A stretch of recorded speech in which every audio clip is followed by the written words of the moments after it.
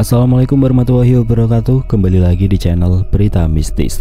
Untuk kisah kali ini ada sebuah cerita dari tulisannya RI Story, sebuah kisah yang berjudul Omah Jagat Lamurung. Sebelum kita lanjut ke ceritanya, tekan dulu tombol like video ini dan jangan lupa tekan juga tombol subscribe channel ini. Nyalakan juga lonceng notifikasinya agar tidak ketinggalan cerita-cerita lainnya dari channel ini. Dan buat teman-teman yang pengen belanja-belanja, nanti silahkan saja klik etalase yang ada di pojok kiri bawah, atau teman-teman bisa kunjungi link pembelian yang ada di kolom deskripsi. Dan seperti apa untuk kisah kali ini, langsung saja kita masuk ke ceritanya.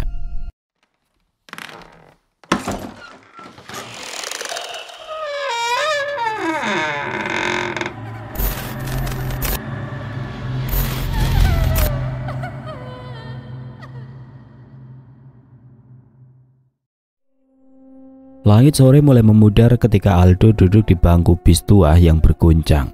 Suaranya berderit di setiap belokan tajam. Angin sepoi-sepoi berdesir lembut melalui celah jendela yang sedikit terbuka, membawa aroma debu dan udara lembab. Aldo menatap kosong keluar jendela yang kotor, memandangi pemandangan kota yang semakin jauh, tergantikan oleh ladang kosong dan hutan lebat yang menghijau di kejauhan. Namun, matanya yang sayu tidak menangkap apa-apa. Pikirannya tenggelam, tersesat dalam kenangan yang pahit. Sebuah suara dari belakang tiba-tiba terdengar. Seorang pria yang duduk tidak jauh dari Aldo berdehem, mencoba membuka percakapan dengan sopir bis. "Sudah lama saya tidak naik bus ke desa," ujarnya dengan nada yang penuh nostalgia. "Ya, jarang ada yang naik sekarang," jawab sopir bis sambil tersenyum samar melalui kaca spion. "Desa itu semakin sepi saja." Aldo menarik nafas panjang dan membuangnya perlahan. Percakapan itu hanya sekilas singgah di telinganya, namun tidak benar-benar masuk ke pikirannya. Semua yang ia dengar tampak kabur, samar, sama seperti perasaannya sekarang. Di dalam hatinya ada kekosongan yang sulit dijelaskan, kekosongan yang terus tumbuh sejak perpisahan itu. "Aku hanya perlu waktu untuk sendiri," gumam Aldo pelan. Berbicara pada dirinya sendiri, ia menggerakkan tangannya, meremas lututnya yang mulai terasa tegang karena duduk terlalu lama.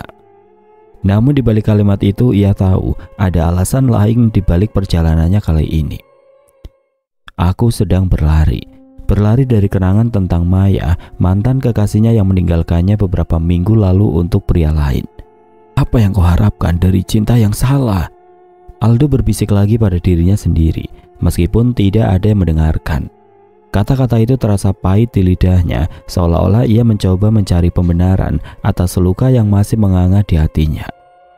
Bayangan wajah Maya tiba-tiba muncul di benaknya. Senyumannya yang dulu begitu ia sukai, suaranya Maya saat mengucapkan perpisahan terngiang di kepala, tajam dan dingin. "Aku mencintai orang lain, Aldo." Kalimat itu menghantam seperti palu godam, menghancurkan harapan dan keyakinannya akan cinta mereka. Dia mencoba untuk tidak memikirkan lagi, tetapi semakin ia melawan, semakin bayangan itu muncul. Sopir bis melirik Aldo melalui kaca spion, menyadari keheningan pria muda yang tampak tersesat dalam pikirannya. "Mau turun di desa mana, Mas?"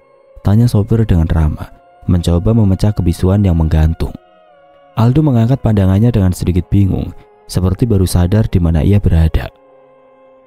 "Oh, desa belakang hutan, tempat nenek saya dulu tinggal," jawabnya, suaranya terdengar serak. "Ah, desa Banyurana," ujar sopir sambil mengangguk, mengenali nama tempat itu. Aldo hanya tersenyum tipis. "Iya, saya sudah lama sekali tidak ke sana, Pak," katanya pendek, mencoba menutupi perasaan yang kembali bergejolak di dadanya. Tidak lama kemudian bis mulai memasuki wilayah yang lebih terpencil. Pemandangan luar berubah semakin liar, dengan hutan lebat di kedua sisi jalan yang semakin menutup langit. Udara terasa lebih dingin dan suasana di dalam bis semakin hening, seolah-olah kehadiran hutan itu sendiri menekan semua suara. Aldo mendesah pelan, kepalanya kembali bersandar ke jendela bis yang dingin. "Mungkin di desa itu aku bisa mendapatkan sedikit kedamaian." Tapi entah kenapa kata kedamaian terasa seperti harapan yang jauh. Setelah menempuh perjalanan panjang, bis akhirnya berhenti dengan derit keras di depan gapura kayu yang tampak tua dan mulai lapuk. "Sudah sampai, Dek," ucap sopir bis. Iya, Pak." Aldo bangkit dari bangkunya dengan langkah berat, meraih ransel yang tergantung di bangku sebelahnya. Saat kakinya menginjak tanah, perasaan aneh menyelimuti dirinya. Desa Bayurana tampak tidak banyak berubah sejak terakhir kali ia mengunjunginya bertahun-tahun yang lalu. Namun ada sesuatu yang membuat udara di sini terasa berbeda, terasa lebih tebal, seolah-olah desa itu sendiri menyimpan rahasia yang tidak ingin dibuka. Aldo menatap sekelilingnya. Hanya ada beberapa rumah tua yang tersebar di sepanjang jalan sempit yang berdebu, dan kebanyakan penduduk desa terlihat sibuk dengan pekerjaan mereka masing-masing. Seorang pria parubaya tampak menyeret gerobak berisi kayu bakar, sementara seorang wanita setengah baya di teras rumah menjemur pakaian yang lusuh. Mata mereka sekilas melirik Aldo, lalu dengan cepat beralih kembali ke pekerjaan mereka. Aldo menyandang ranselnya lebih erat di bahu. "Aku butuh tempat untuk bermalam," pikirnya memandang jalanan kecil berbatu di depannya. Matahari semakin tenggelam di balik pepohonan, menyisakan langit yang mulai berwarna jingga keunguan. Udara mulai terasa dingin. Ia berjalan menyusuri jalan utama desa yang sepi, melewati beberapa rumah kayu yang sebagian besar tampak tua dan hampir tidak terawat. Di sisi jalan ada beberapa warga yang memperhatikan kehadirannya dengan tatapan singkat sebelum kembali ke aktivitas. Seorang ibu tua dengan kain di pundaknya melirik Aldo sambil mengangguk sopan. Aldo hanya tersenyum kecil sebagai balasan. Beberapa meter di depan, Aldo melihat bangunan kecil yang tertutup papan bertuliskan "Penginapan Saraswati". Pelang kayu tua itu berayun pelan ditiup angin. Catnya sudah mulai mengelupas dan warnanya memudar. Di depan pintu masuk ada sebuah kursi kayu tua yang tampaknya sudah jarang digunakan, dengan lapisan debu tipis yang menghiasi permukaannya. Penginapan itu sederhana, tampak sepi, namun itulah yang Aldo cari. Tempat yang sunyi untuk mengistirahatkan pikirannya yang penat. "Baiklah, ini dia." Aldo bergumam pelan, melangkah ke depan pintu. Ia meraih gagang pintu kayu itu dan membukanya perlahan. "Permisi." Lonceng kecil di atas pintu berdenting halus saat ia mendorong pintu terbuka. Suara derit pintu yang berat terdengar, seperti pintu itu sudah lama tidak dibuka oleh tamu. Di dalam, suasana penginapan terasa hening, dengan aroma kayu tua dan sedikit bau lembab yang menggantung di udara. Ada meja resepsionis kecil di sudut ruangan yang dikelilingi oleh rak-rak penuh dengan kunci kamar. Seorang wanita setengah baya dengan rambut tersanggul rapi tampak duduk, membaca sebuah buku kecil dengan kacamata di ujung hidungnya. Ketika mendengar bel berbunyi, ia mengangkat pandangannya dan menyambut Aldo dengan senyum lembut namun sedikit kaku. "Selamat sore, ada yang bisa saya bantu?" ucap wanita itu. Suaranya pelan namun sopan, seperti sudah terbiasa dengan suasana sepi ini. Aldo segera menghampirinya, menatap sekilas ke sekeliling ruangan. Dinding penginapan yang dihiasi dengan foto-foto desa dari masa lalu. "Saya mau menginap, Bu, ada kamar kosong?" tanya Aldo sambil melepaskan ransel dari bahunya. Wanita itu tersenyum lebih lebar. "Oh, tentu saja. Kami tidak banyak tamu belakangan ini, jadi masih banyak kamar kosong."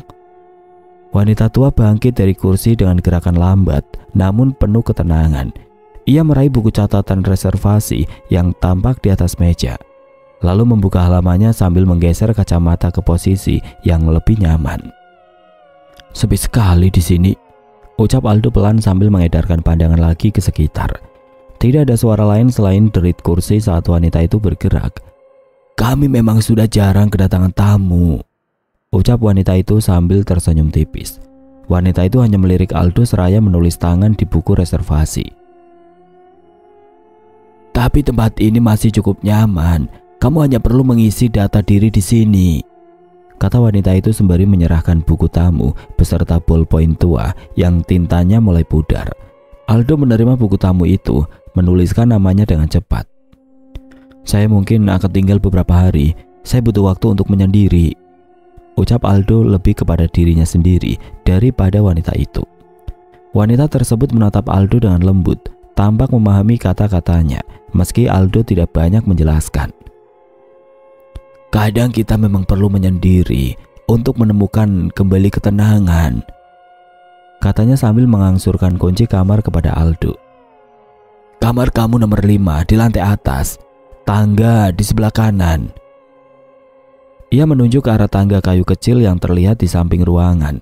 Aldo mengambil kunci itu, memperhatikan gantungannya yang terbuat dari kayu dengan angka 5 yang diukir di atasnya. Terima kasih, Bu. Panggil saja Bu Wati. Oh, terima kasih Bu Wati. Kalau butuh sesuatu cukup panggil saja. Saya ada di sini sepanjang waktu.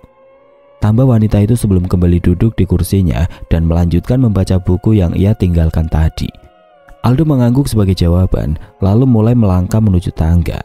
Saat ia menapaki satu persatu anak tangga, lantai kayu berderit pelan di bawah berat tubuhnya. Lorong di lantai atas lebih sempit dengan cahaya lampu yang remang-remang. Kamar nomor 5 terletak di ujung lorong. Ini dia kamarnya. Aldo segera memasukkan kunci ke dalam lubang kunci. Suara pelan dari dalam kamar terdengar, seolah-olah sudah lama tidak ada yang membuka pintu itu. Begitu pintu terbuka, Aldo disambut oleh ruangan kecil dengan ranjang kayu, sebuah meja kecil di sampingnya, dan jendela yang menghadap ke jalan desa. Kamarnya kecil sekali, tapi suasananya mengingatkanku dengan rumah nenek dulu. Aldo meletakkan ranselnya di lantai, duduk di tepi ranjang yang berderit di bawah berat tubuhnya. Ia menatap keluar jendela, menyaksikan bayangan hutan yang dihiasi cahaya jingga. Mungkin ini yang aku butuhkan, tempat di mana tidak ada yang mengenalku, di mana aku bisa melupakan semua, termasuk Maya. Namun ada sesuatu dalam kesunyian penginapan ini yang membuat Aldo merasa tidak nyaman. Bukan hanya karena sepi, melainkan karena perasaan aneh yang perlahan merayap di hatinya. Perasaan yang ia coba abaikan namun semakin lama semakin kuat, seolah-olah ada sesuatu yang menantinya di luar sana, di hutan gelap yang membentang jauh di balik jendela. Aku di sini bukan untuk memikirkan hal-hal aneh. Aldo bergumam sambil merebahkan tubuhnya di ranjang. Matanya yang lelah menatap langit-langit kayu yang usang. Ia mencoba memejamkan mata untuk istirahat setelah perjalanan panjang yang melelahkan. Namun entah mengapa tidak ada rasa kantuk sedikit pun yang ia rasakan, meski tubuhnya sudah sangat merasa letih. Lebih baik aku jalan-jalan cari angin di luar, ucap Aldo. Tanpa ragu lagi ia memutuskan untuk berjalan-jalan. Suasana desa saat senja terasa begitu sunyi, seolah tidak ada seorang pun yang tinggal. Tapi setidaknya kesunyian itu bisa membuat Aldo merasa lebih tenang.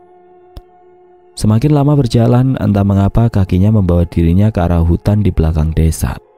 Jalan setapak yang ia lewati sudah tidak terawat, penuh daun-daun kering dan ranting-ranting patah. Ketika langkahnya semakin jauh, ia merasa bahwa udara di sekitar mulai berubah. Udara yang tadinya sejuk kini berubah menjadi dingin, menusuk tulang. Ia berhenti sejenak memandang sekeliling. Sepertinya aku sudah terlalu jauh, gumamnya pelan meski tidak ada yang bisa mendengar. Langit sore kini semakin redup. Sinar matahari hampir sepenuhnya tertelan oleh pepohonan yang menjulang tinggi. Suasana di hutan itu mendadak terasa mencekam dan perasaan aneh mulai merayap di benak Aldo. Ia memutar tubuhnya, mencoba melihat jejak yang ia tinggalkan. Tapi jalan yang tadinya jelas kini tampak kabur, seperti hilang di telan hutan. Harusnya aku kembali ke penginapan, Aldo berkata pada dirinya sendiri meskipun dalam hatinya ia merasa ragu. Tapi kakinya tetap melangkah maju, seolah tertarik oleh sesuatu yang ia tidak mengerti. Semakin jauh ia berjalan, semakin dalam perasaannya terbenam dalam keheningan hutan yang tidak biasa. Tidak ada suara burung, tidak ada gemercik hewan di balik semak-semak, hanya keheningan yang membuatnya merasa diawasi. Ia berhenti, mendengarkan dengan seksama. Ada sesuatu yang salah, dan dalam kesunyian itu Aldo merasa bahwa ia bukan satu-satunya yang berada di hutan itu. Kemana perginya jalan setapak tadi? Aldo bergumam sambil melihat ke sekeliling. Ia berhenti sejenak, mendengarkan suara hutan. Daun-daun yang bergesekan, angin yang berdesir, dan suara langkah kaki. Loh, ada rumah di tengah hutan seperti ini, gumam Aldo. Di antara pepohonan, Aldo melihat sebuah rumah tua berdiri di kejauhan. Bangunannya tampak usang, dengan dinding kayu yang mulai lapuk dan jendela-jendela yang kotor. Namun ada sesuatu yang menarik perhatian Aldo. seperti ada dorongan tidak kasat mata yang membuatnya ingin mendekat. Tempat itu sepertinya sudah lama ditinggalkan, bisiknya pada diri sendiri. Tanpa berpikir panjang, Aldo berjalan mendekati rumah itu. Pintu depan yang sudah rusak tampak setengah terbuka, seolah mengundang siapa saja yang cukup berani untuk masuk.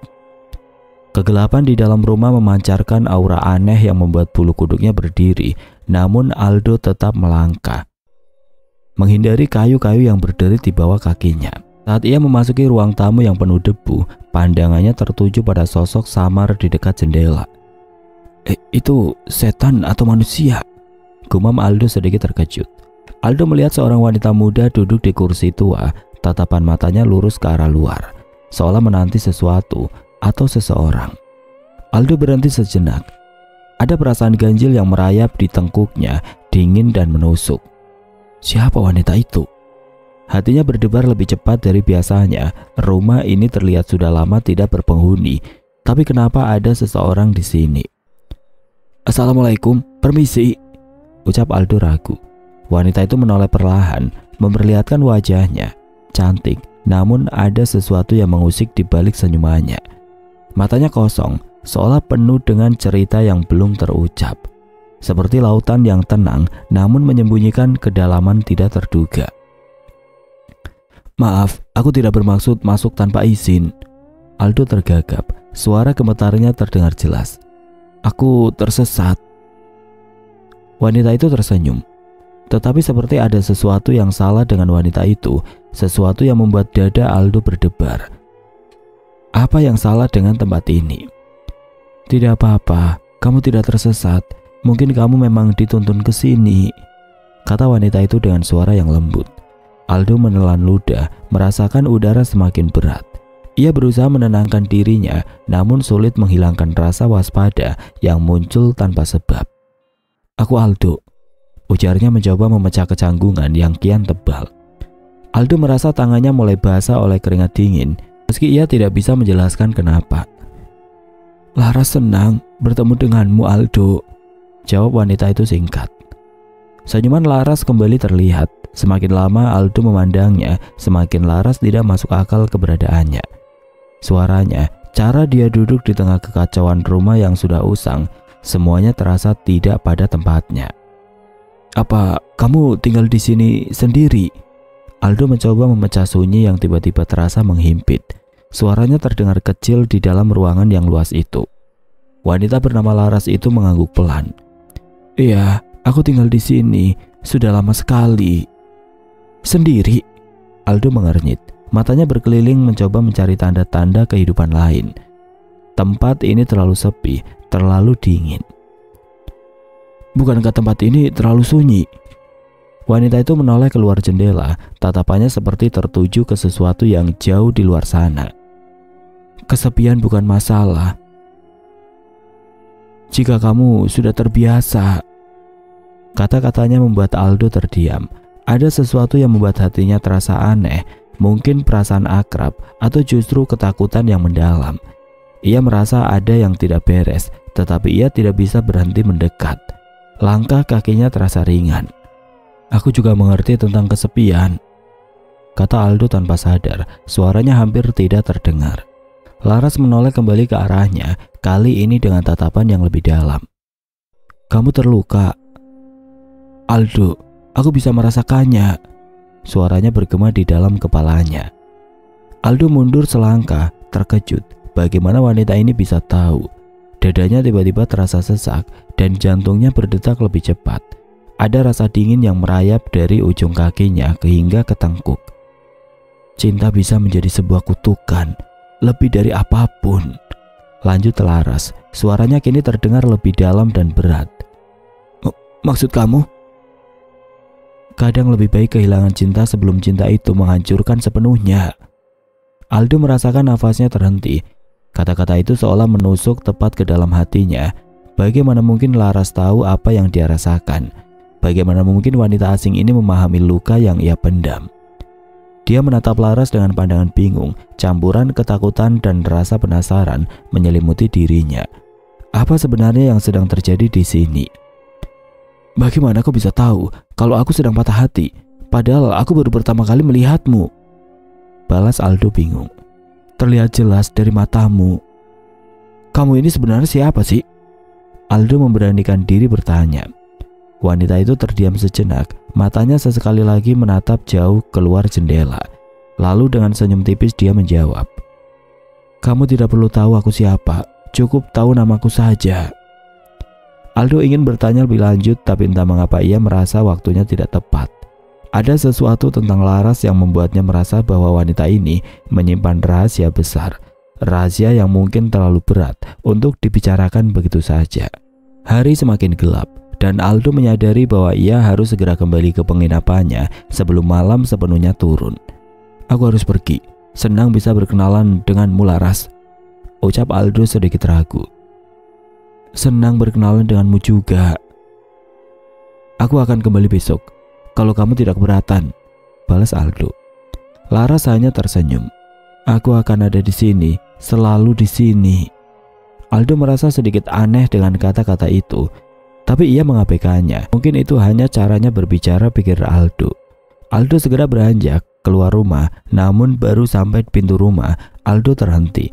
Ia lupa jalan untuk kembali. Oh iya, jalan.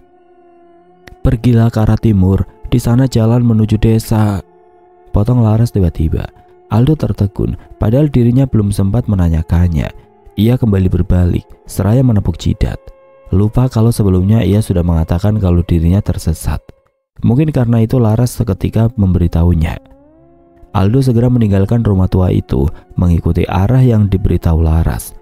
Tidak lama berjalan, ia kembali ke jalan setapak yang tadi tidak bisa ia temukan. Anehnya, kali ini jalan itu terlihat jelas, seolah-olah menunjukkan jalannya pulang. Aneh, perasaan tadi tidak ada jalan di sini. Aldo hanya bisa menggaruk-garuk kepala, bingung dengan apa yang terjadi dengannya. Mungkin rasa lelah sudah membuatnya berhalusinasi. Saat Aldo akhirnya sampai di penginapannya, pikirannya dipenuhi oleh sosok Laras. Wanita itu begitu misterius, namun ada sesuatu yang membuatnya tertarik untuk kembali. Ia tidak bisa berhenti memikirkan senyumnya yang menenangkan, meskipun ada kesedihan mendalam yang tersembunyi di balik tatapannya. Namun di balik itu semua, ada perasaan aneh yang mulai merayap dalam diri Aldo. Sesuatu tentang Laras dan rumah tua itu tidak sepenuhnya masuk akal. Tapi rasa ingin tahunya mengalahkan segala keraguan. Ia merasa bahwa dirinya telah terseret dalam kisah yang lebih besar dari apa yang bisa ia pahami. Besok aku akan kembali, gumam Aldo sambil memejamkan mata, berharap malam ini mimpi buruk tidak menghampirinya. Matahari baru saja terbit ketika Aldo bangun dari tidurnya. Pikirannya masih dipenuhi dengan sosok Laras dan percakapan mereka kemarin. Ia tidak pernah merasakan hal seperti ini sebelumnya. Perasaan nyaman bercampur penasaran yang tidak bisa ia jelaskan. Setiap detik ia mengingat Laras. Ia semakin ingin kembali ke rumah tua itu. Laras bukan hanya cantik, tetapi ada sesuatu dalam dirinya yang membuat Aldo merasa seperti mengenalnya jauh sebelum mereka bertemu. Aneh sekali, aku baru bertemu dengannya kemarin, tapi rasanya seperti sudah lama. Rasa penasaran dan dorongan untuk bertemu Laras lagi tidak tertahankan. Setelah sarapan cepat di penginapan, Aldo memutuskan untuk kembali ke rumah tua itu. Kali ini ia mengikuti jalan setapak yang kemarin ia temukan saat pulang. Anehnya, jalan tersebut lebih jelas sekarang, seolah memandunya menuju tempat yang tepat. Ketika Aldo tiba di depan rumah tua, pintu masih seperti sebelumnya, terbuka sedikit, seakan menunggu kedatangannya. Ia mengetuk pelan seraya memanggil nama wanita yang membuatnya penasaran itu. Laras, panggil Aldo dari pintu. Tidak ada jawaban, tapi pintu itu sendiri bergerak sedikit, mengundangnya untuk masuk. Dengan hati-hati Aldo melangkah ke dalam. Suara derit kayu di bawah kakinya terdengar pelan. Ia masuk ke ruang tamu. Laras sudah berhenti di sana, menunggunya dengan senyum tipis di wajahnya. Kau datang lagi, ujar Laras lembut, matanya yang dalam seolah-olah menembus dinding hatinya. Aku tidak bisa berhenti memikirkanmu. Aldo mengakui, sedikit gugup. Laras tersenyum lebih lebar, namun tetap ada bayang-bayang kesedihan di baliknya. Itu karena kita berbagi sesuatu, Aldo, rasa kehilangan. Aldo tertegun. Laras selalu berbicara seolah-olah dia tahu segala sesuatu yang ada di dalam pikirannya. Seakan-akan ia membaca jiwanya. Meskipun begitu, Aldo tidak merasa terganggu. Justru semakin lama ia bersama Laras, semakin ia ingin mengenalnya lebih jauh. Kau benar, Aldo akhirnya mengakui. Aku memang sedang mencoba melarikan diri dari segalanya, dari cinta yang gagal. Suaranya terdengar berat, namun entah kenapa dengan mengatakannya pada Laras, bebannya terasa sedikit lebih ringan. Laras melangkah mendekat, gerakannya halus penuh keanggunan. Kadang cinta yang gagal bisa menghantui kita lebih dari apapun, lebih dari mimpi buruk terburuk yang pernah bisa kau bayangkan. Aldo menatapnya dalam diam, merasakan betapa dalam kata-kata itu menyentuh hatinya. Setiap kalimat yang diucapkan Laras seolah-olah adalah cerminan dari rasa sakit yang ia pendam selama ini. Dia tidak hanya mendengar Laras, dia merasakan setiap kata yang diucapkannya. Kehilangan itu rasanya seolah tidak pernah benar-benar hilang. Meski aku mencoba melupakannya, itu selalu kembali menghantuiku. Laras duduk di kursi tua yang usang, isyarat halus agar Aldo bergabung dengannya. Kita semua membawa beban itu, Aldo, ucap Laras lembut. Namun ada keindahan dalam rasa sakit itu, karena itu menghubungkan kita. Rasa kehilangan membuat kita merasakan apa yang sebenarnya kita miliki, atau mungkin apa yang telah kita abaikan. Aldo duduk di sebelahnya, merasakan kehangatan yang tidak biasa dari percakapan itu. Mereka mulai berbicara dengan tenang, bukan sekedar tentang rasa sakit, tetapi tentang kehidupan, mimpi, dan cinta yang telah pudar. Setiap kata yang keluar dari mulut Laras seperti melodi, merangkul rasa takut Aldo dan mengubahnya menjadi sesuatu yang lebih tenang. Laras menatapnya sejenak sebelum berkata, kita mungkin terpisah oleh jalan yang berbeda, tapi kita disatukan oleh luka yang sama. Itu yang membuat kita mengerti satu sama lain tanpa harus banyak berkata-kata. Aldo tersenyum kecil, merasakan kedamaian yang perlahan-lahan memenuhi hatinya. Aku senang bisa bertemu denganmu. Di saat semua terasa kacau, entah kenapa bersamamu, aku merasa sedikit lebih utuh, ucapnya jujur. Laras menundukkan kepala, senyumnya tetap lembut. Kadang seseorang datang ke dalam hidup kita bukan untuk mengisi kekosongan, tetapi untuk mengingatkan kita bahwa kita tidak sendiri di dalamnya. Kau benar, balas Aldo. Dalam sekejap itu rasa nyaman di antara mereka tumbuh semakin kuat, tidak lagi hanya berasal dari kata-kata, tapi dari kehadiran masing-masing. Mereka berbagi keheningan yang penuh makna, seolah waktu berhenti dan hanya menyisakan kedamaian yang menenangkan. Setiap hari Aldo kembali ke rumah itu. Setiap langkah menuju rumah tua yang usang itu terasa lebih ringan dibanding hari sebelumnya. Hubungan antara Aldo dan Laras semakin dalam, seolah-olah tempat itu bukan lagi ruang kosong yang terlupakan, melainkan tempat di mana dua jiwa yang terluka saling menemukan. Di sana mereka berbagi cerita yang semakin pribadi, melepaskan beban yang terpendam. Suatu sore, setelah berbicara tentang hal-hal sepele, Aldo terdiam sejenak. Matanya memandang jendela yang kotor. Di luar hanya ada hutan yang sepi. Dia tahu bahwa perasaan nyaman di sekitar mereka mulai membuat hatinya terbuka. Tanpa ragu lagi ia mulai bercerita tentang Maya. Hubungan kami awalnya sangat indah. Aldo memulai dengan suara yang tenang meski ada getaran halus di dalamnya. Aku benar-benar mencintai Maya. Dia adalah segalanya bagiku, lanjut Aldo. Laras duduk di sebelahnya, dia mendengarkan dengan penuh perhatian. Matanya yang biasanya dipenuhi misteri, kini tampak lebih lembut, seolah memahami apa yang akan diceritakan Aldo. Tapi seperti mimpi buruk yang tidak terhindarkan, membuat semuanya hancur. Dia mengkhianatiku dengan sahabatku sendiri. Aldo menghela nafas panjang, mencoba menahan emosi yang mendadak muncul. Aku tidak pernah menyangka orang yang paling aku percayai, yang paling aku cintai, bisa menusukku dari belakang. Laras tetap diam. Tidak ada kata-kata yang keluar dari mulutnya, hanya tatapan yang penuh pengertian. Namun justru dalam diam itu, Aldo merasa didengarkan lebih dari yang pernah ia rasakan sebelumnya. Aku merasa hancur setelah itu. Aldo melanjutkan, suaranya hampir berbisik. Bagaimana bisa cinta yang begitu indah berubah menjadi sesuatu yang begitu kejam? Laras menatapnya dalam-dalam, lalu berbicara dengan nada lembut. Cinta bisa menjadi kutukan jika kita menggantungkan seluruh diri kita pada orang lain, Aldo. Tapi itu bukan salahmu. Terkadang orang berubah dan itu di luar kendali kita, ujar Laras. Aldo mengangguk pelan, merasa sedikit lebih tenang setelah mendengarkan kata-kata Laras. Namun ada sesuatu yang mengusiknya. Dia menyadari bahwa selama ini Laras selalu mendengarkan ceritanya, memberikan nasihat yang bijak, tapi jarang sekali berbicara tentang dirinya sendiri. Laras, kau selalu mendengarkan ceritaku, tapi aku tidak pernah mendengar cerita tentangmu. Siapa dirimu sebenarnya? Apa yang membuatmu berada di sini? Aldo akhirnya memberanikan diri bertanya. Laras tersenyum samar, namun kali ini ada bayangan dalam senyumannya. Aku tidak terlalu menarik untuk diceritakan. Kisahku hanyalah serpihan masa lalu yang sudah berlalu, tidak seindah ceritamu, ujarnya mencoba mengalihkan pembicaraan dengan halus. Aldo masih tidak puas dengan jawaban itu. Tapi aku ingin tahu, Laras. Kau selalu mendengar ceritaku. Aku ingin mendengar ceritamu juga. Kita berdua berada di sini, berbagi rasa sakit. Mengapa kau tidak pernah menceritakan luka yang kau sembunyikan? Laras mengalihkan pandangannya, menatap keluar jendela yang penuh debu. Untuk beberapa saat suasana menjadi sunyi. Hanya terdengar suara angin lembut yang menerobos melalui celah-celah rumah tua itu.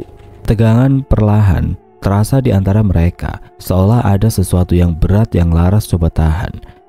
Ada hal-hal yang lebih baik disimpan sendiri. Membuka luka lama hanya membuatnya berdarah lagi, jawab Laras akhirnya. Suaranya lebih rendah, hampir seperti berbisik. Aldo tetap menatapnya, tidak ingin melepaskan pertanyaan itu. Tapi bagaimana kamu bisa sembuh jika terus menyembunyikan rasa sakit itu? Aldo sama sekali tidak mengerti dengan Laras. Entahlah hal apa yang membuatnya terus memendam rasa yang dirinya rasakan selama ini. Seperti diriku, Ras. Aku menceritakan semuanya sama kamu. Tujuannya untuk menyembuhkan perasaanku. Dan sekarang, aku merasa sedikit lebih baik, ujar Aldo. Laras menoleh, tatapannya dingin namun lembut. Mungkin aku sudah terlalu terbiasa dengan rasa sakit itu. Semuanya sudah menjadi bagian dari diriku, seperti bayangan yang selalu ada meskipun matahari bersinar. Aldo menghela nafas. Ia merasakan ketegangan dalam diri Laras. Ada sesuatu yang jelas dia sembunyikan, sesuatu yang mungkin terlalu dalam untuk dibicarakan. Tetapi meskipun begitu, ia merasakan dorongan kuat untuk tetap di sisinya. Baiklah kalau begitu, jika suatu hari kau ingin berbicara, aku akan ada di sini untuk mendengarkan, sama seperti kamu selalu mendengarkan ceritaku. Aldo berusaha menahan rasa ingin tahunya. Ia tidak ingin nantinya Laras justru marah dengannya. Untuk saat ini, mungkin dipendam dulu tidak masalah. Laras menatapnya dalam-dalam, kali ini tanpa senyuman. Ada keheningan panjang sebelum akhirnya dia berbisik. Mungkin suatu hari, tapi tidak sekarang, balas Laras. Percakapan itu tidak menghasilkan jawaban yang diinginkan Aldo, namun ia merasakan sesuatu yang lebih kuat. Rasa nyaman yang terus tumbuh di antara mereka, meski Laras masih menyembunyikan rahasia masa lalunya. Aldo merasa bahwa pada akhirnya mungkin wanita itu akan membuka dirinya. Dan hingga saat itu tiba, dia akan tetap berada di sana, menunggu, mendengarkan, dan menemukan kedamaian di antara cerita-cerita yang mereka bagi. Sudah petang, lebih baik kamu kembali ke desa, ucap Laras. Aldo menatap ke arah luar. Benar saja langit jingga sudah mulai meredup. Baiklah, aku pulang dulu. Besok dan besok lagi, lalu besok lagi, aku akan kesini lagi. Laras hanya membalas dengan senyuman kecilnya. Aldo keluar dari rumah untuk kembali ke penginapan. Namun belum jauh dari rumah tua itu, ia kembali menoleh.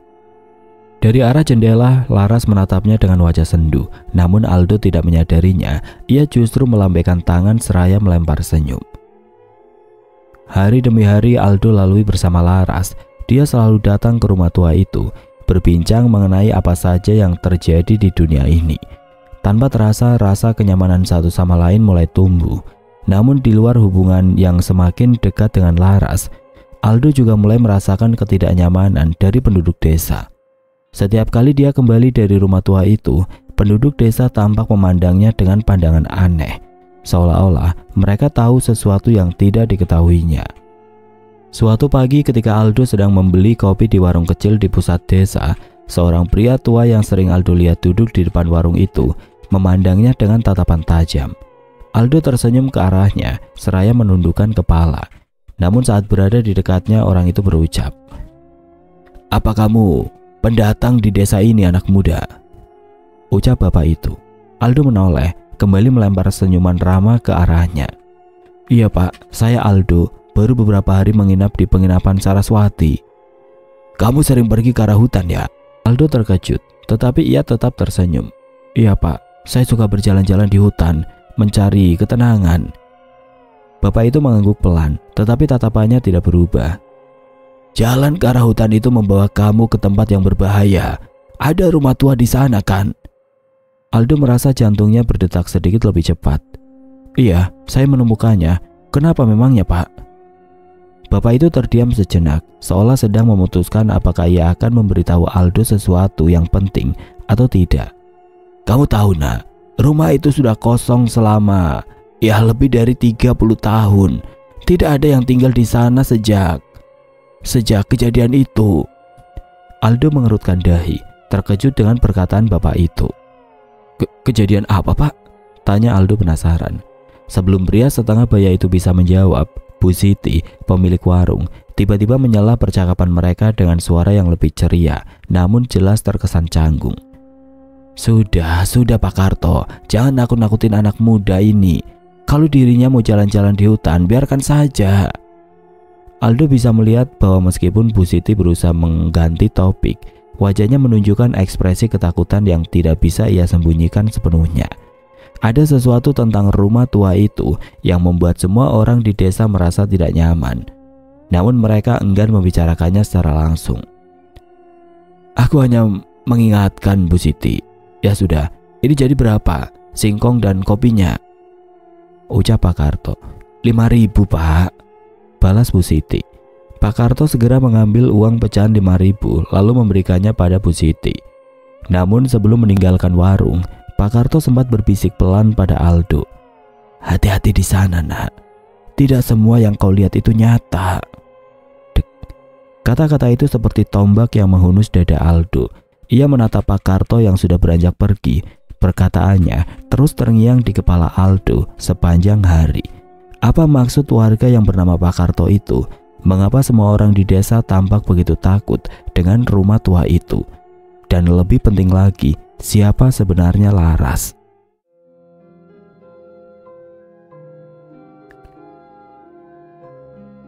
Oke teman-teman, sampai di sini dulu ceritanya. Nantikan kelanjutan kisah ini di video berikutnya.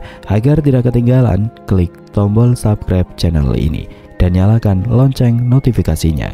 Wassalamualaikum warahmatullahi wabarakatuh.